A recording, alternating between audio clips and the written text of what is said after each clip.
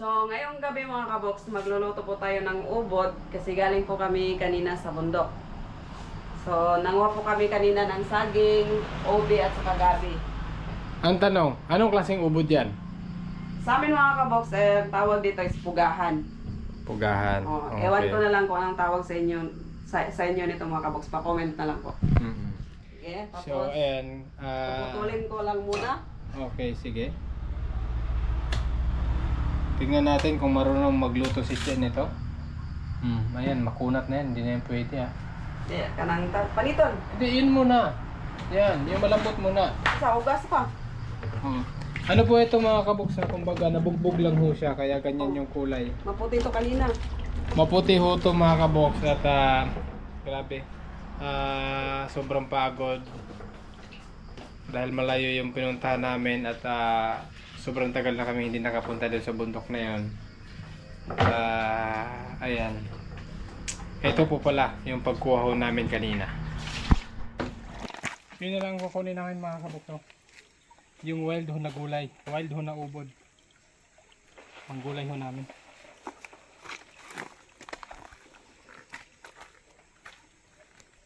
Ang tanong, kakayanin kaya nito? Try natin.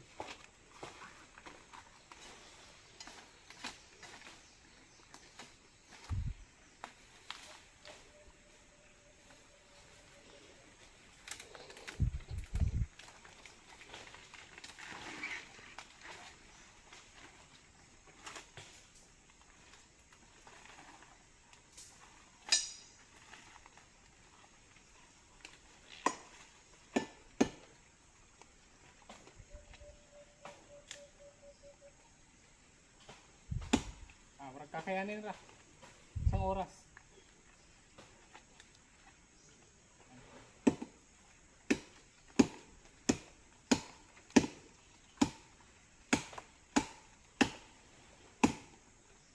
Sulit ba ang punuan? Kulay bangag sa tunga. Oh!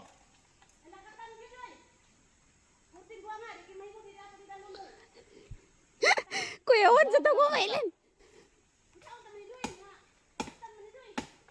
Magkuha ng tataba, masakay na lang lagyan tami grafting.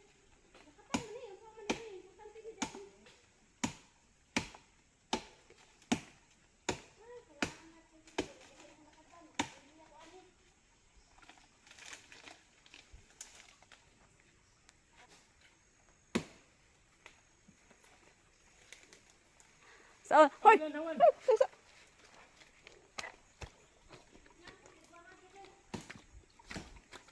Sige.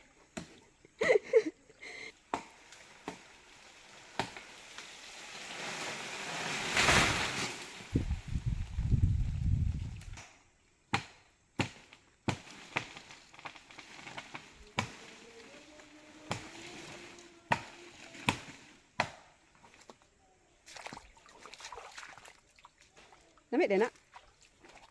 Nakikita ko to sa ano sa isang vlog na kinain nila. Try da ko. Sila sa. Sabi matamis daw. Tapos, Kaya tinry ko. matamis. Hindi ko lang alam. Tikman natin. Pero yung kinain nila yung dulo. Hindi dito. Pero ito yung nagugulay.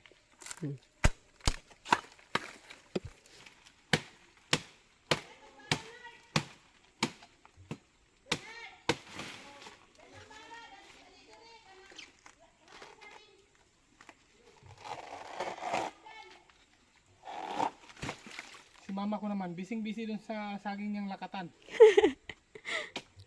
Paano namin dadalhin yan? Ang dami na. Ibabaklays Liam. So, kung dito ka nakatira mga kabox, parang diskarte lang para mabuhay. No? Kung alam mo yung mga pagkain sa gubat, hindi ka magugutom. No, may saging, gabi. Kung gusto mo maggata, may niyog. Maraming langka, no? O, mga ganyang gulay mga kaboks. Pag hindi ka sanay mga kaboks, talagang mahihirapan ka. Pero yung mga sanay dyan, madali lang yan.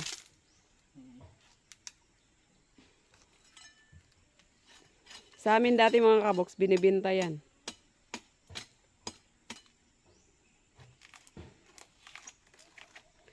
Isang roller lang kataas.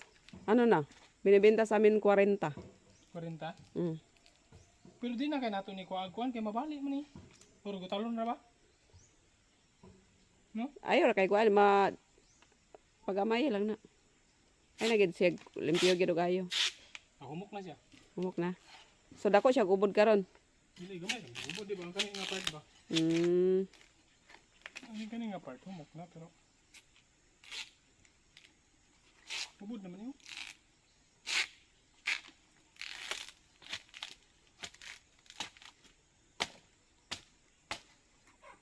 Wow, kalaki. Yan, ubod na to. Pwede na to. Oh. Oh, Ito, kalaki. nagugulay na to hanggang dito. Oh. Babalatan naman papunta rito. Kaya dito babalatan. Kasi yung papuntang sa dahon, mas makunat. Pero ito, Magulay na. ayun na. Okay. Ito lang po.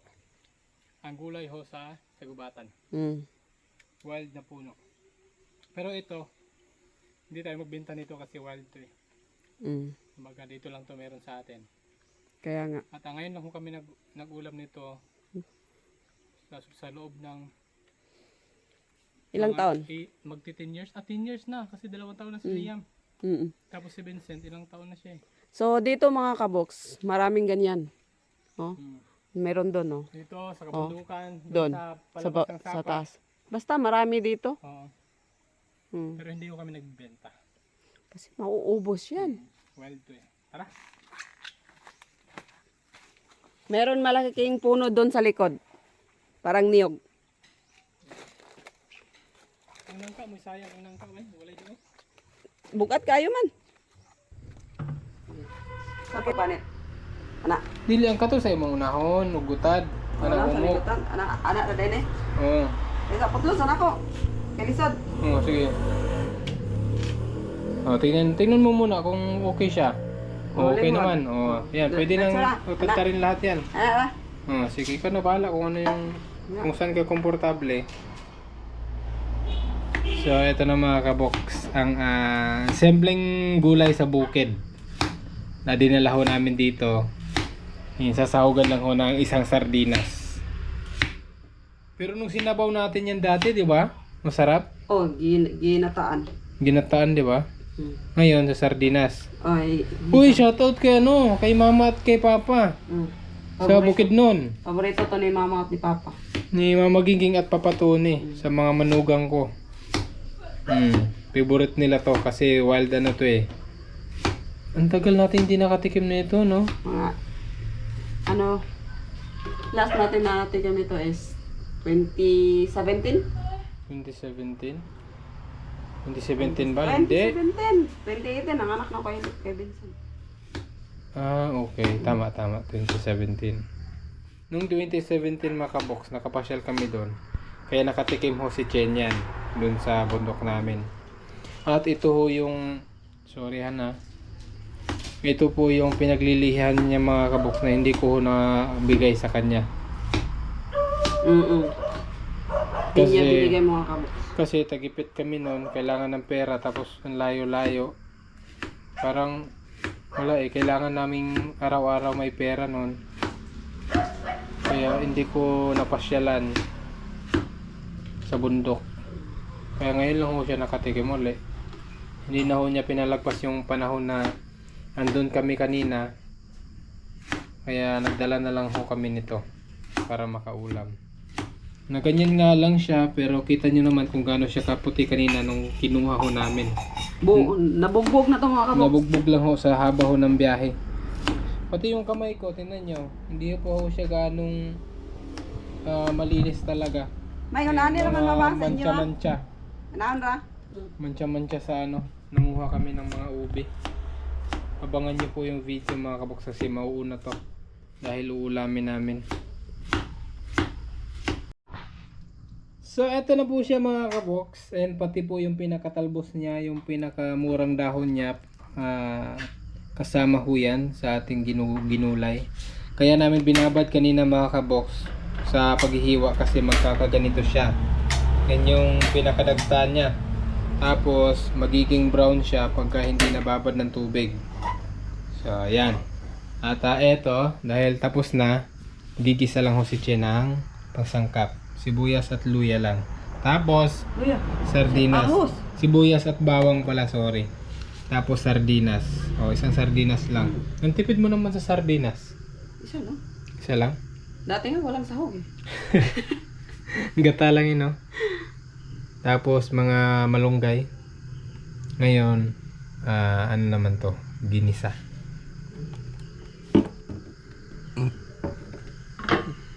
Yung lolo ko nga dati, ano lang to eh.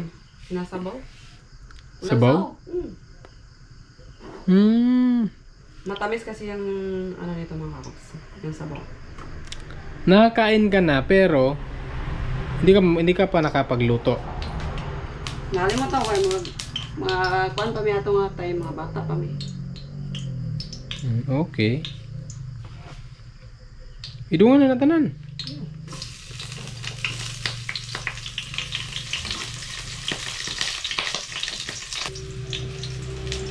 So ang luto natin ngayon, may sabaw na sardinas. Sabaw, konti lang. No. Okay. Hindi siya yung ang sabaw sardinas lang, lagyan mo rin ng tubig. Depende. Hindi ko na matandaan. Kung hindi siya magsasabaw, lagyan natin ng konting sabaw. Oo, dapat may lagyan natin ng konting sabaw.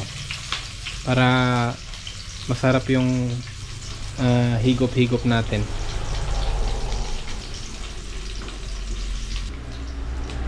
Lagyan natin yung sardinas. Sardinas. Bango. Bango ng pangsaon ng bawang at sibuyas. Tapos mo naman yung So, ang technique nito mga kabok, dapat yung sardinas, lutong-luto. Tapos, lagyan ng konting tubig. Sige pa. Okay, yan na muna. Tatansyahin muna natin yung pag nasalang na natin yung ating wild gulay. Ano to eh, Ato na ilunod. puno naman to eh. Pero Okay, ginugulay bulak ho to sa bundok. Malagom. O sige, salang na natin. Ayun oh. Hinakababad sana. Tubig. Di mo akalain eh, no? Wild na puno sa bundok pero nagugulay. Parang niyog lang mga kabox. Pero yung niyog, yung niyog, hindi ko pa na gulay talaga yun na eh. Nakatikim, hindi ko pa nakatikim ng gulay na niyog. Yung bukod ng niyog. Hindi, nakatikim na ako nun pero hindi ko nasubukan kung paano siya gulayin. Paano siya lutuin. Pero nakatikim na ako ng yung sa niyog. Tapos ang hirap naman nung kunin mga kabox, yung sa niyog. Ang hirap kong kunin nun Pero kasi malaki. mas nasasarapan ako dito. Okay. Yung niyog, pag kinuha mo sa yung kung kunin mo yung pinakaubod niya, ang hirap. Kailangan mo pa ng atsa o kaya chenso para makuha mo yung pinakaubod niya, pinakagitna. Ginisa sa sardinas. Ano ba? Ginisa sa sardinas, ubod sa gubat. No, tama yun no? Ginisa sa sardinas, ubod sa gubat. Diba? Dami naman nagugulay nito. Yung madalas nasa bundok talaga. Yung mga katutubo, ganyan. Napakalam nito is yung lumaki sa probinsya. Oo. Sa bundok talaga. Yung bulubundokin. Pero parang hindi lahat nakakaalam nito. Bakit? Kasi hindi naman lahat ng probinsya merong tumutubo. Oo nga no, dun sa atin no, lang gaano no. Meron dati, pero doon sa medyo malayo-layo na. Tapos binibenta kasi ng mga tao dun, di ba? Naubos. Meron naman konti, pero yung malalaking puno na hindi na talaga kinukuha. Oo. Yung maliliit lang. Meron doon mga Pero dun sa malalaki. pinuntahan natin, gaano karami? Mas marami ako nakita dito sa inyo Grabe, di ba? kaysa doon sa amin. Meron naman ako nakikita doon pero malalaking puno na. Kasi yung... siguro yung mga maliliit na puno, kinukuha nila, ginugulay. Oo. Yan, hintayin lang ho namin maluto yun mga kabox para makakain na po tayo. Si mama ko bagsak. Sobrang layo ng aming linakad. Si Kuya Kirby bagsak din.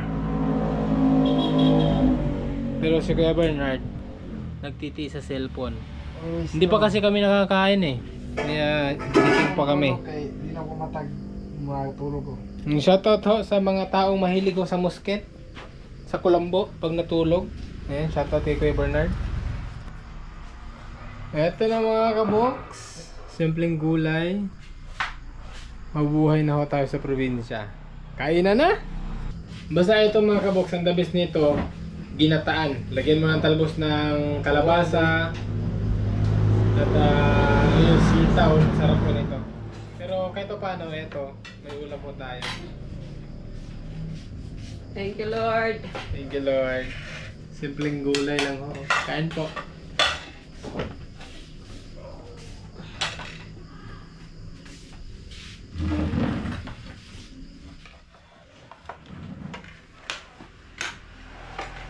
Oy, kaya kung tuhod ba? Tinutindog ang lingkod.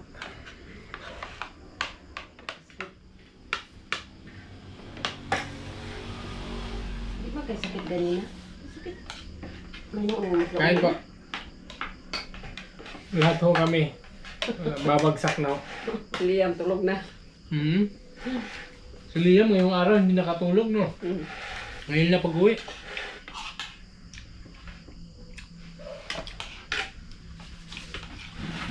Agoy.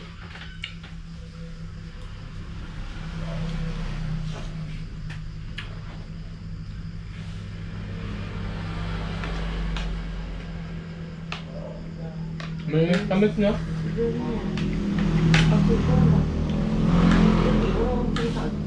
Malamis-tamis ho yung lasa. Dua ko itong kaon, kapag itong tilawan eh. Ayun na.